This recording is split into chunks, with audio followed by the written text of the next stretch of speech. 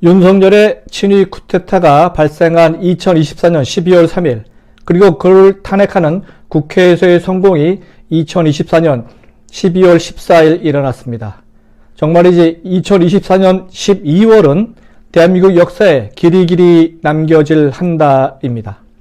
민주주의를 지키려는 시민들의 정신이 절대적으로 빛나는 한 달입니다. 이에 반해 갑으로만 살아온 대한민국 기득권 세력은 앞으로도 쭉 변하지 않을 수구 세력이라는 팩트를 알려줍니다.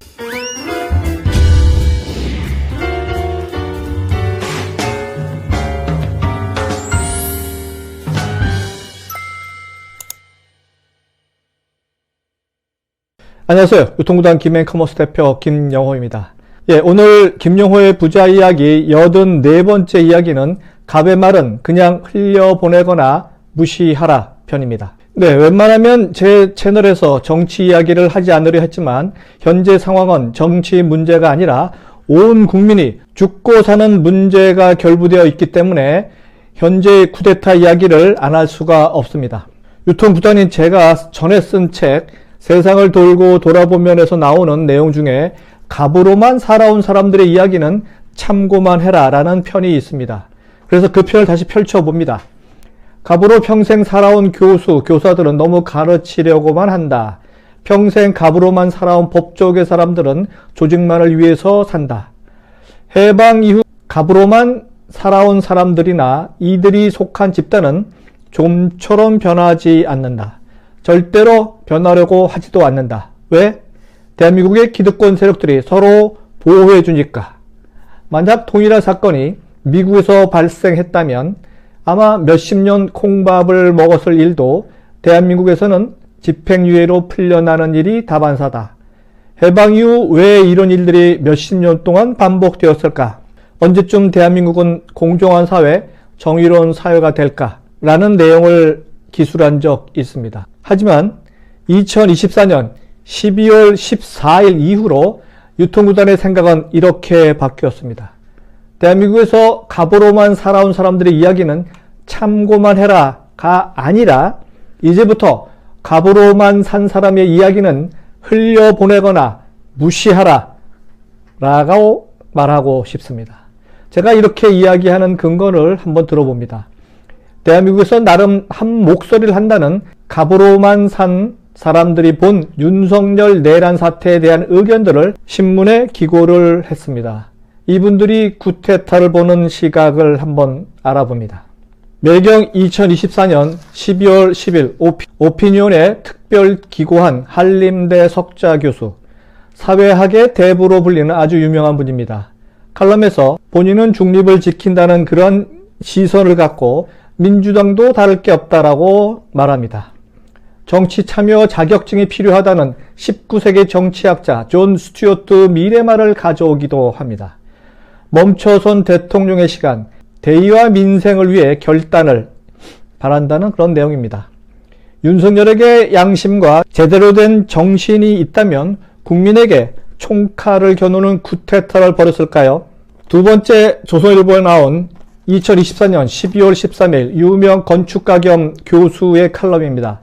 핵분열을 가라앉힐 냉각수가 필요하다. 원자력 핵발전소를 깨트리는 행위가 있으니 핵분열을 가라앉힐 냉각수가 필요하다고 역설합니다. 배가 난파되기 전에 빨리 수습되어야 한다고 말하면서 냉각수가 필요하다는 말은 뭔 말인가요?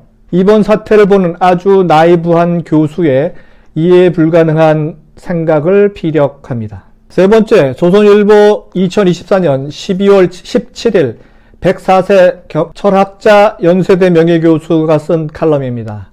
리더십에 시달리는 대한민국, 함께 살려면 공동체 의식이 필요하다. 자유와 인간애를 최우선에 둬야 한다. 우리 지도층은 세계 속 한국을 너무 모른다. 운동권 출신은 국제 감각이 떨어져서 아쉽다. 등등의 이야기를 합니다. 이분은 아시다시피 최고령 철학자입니다. 동시에 윤석열이 2021년 3월 검찰총장직 사퇴 후 가장 먼저 만난 공적 인물입니다.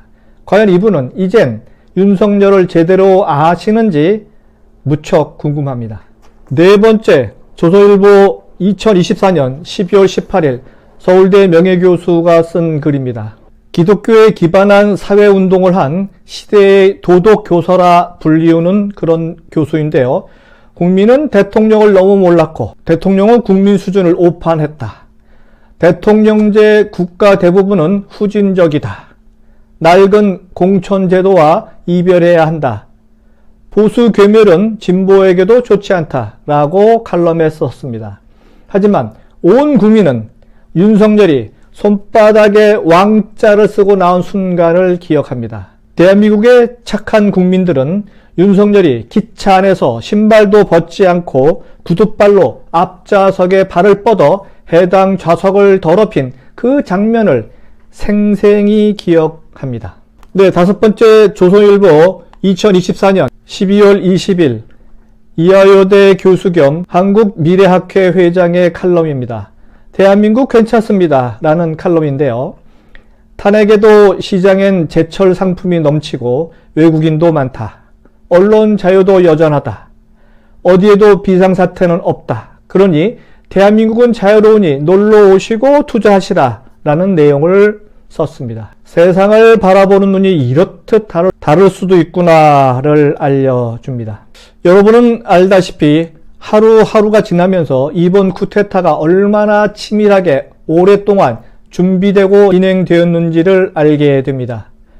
그렇다면 위 5명의 그 갑으로만 산 사람들이 이번 쿠데타를 보는 아주 평화로운 다른 나라 일 같은 논평을 보면서 여러분은 어떤 생각이 들었는지요? 만약 이번 쿠데타가 성공했다면 세상이 어떻게 변할지 알고 하는 소리인지 정말 궁금해집니다.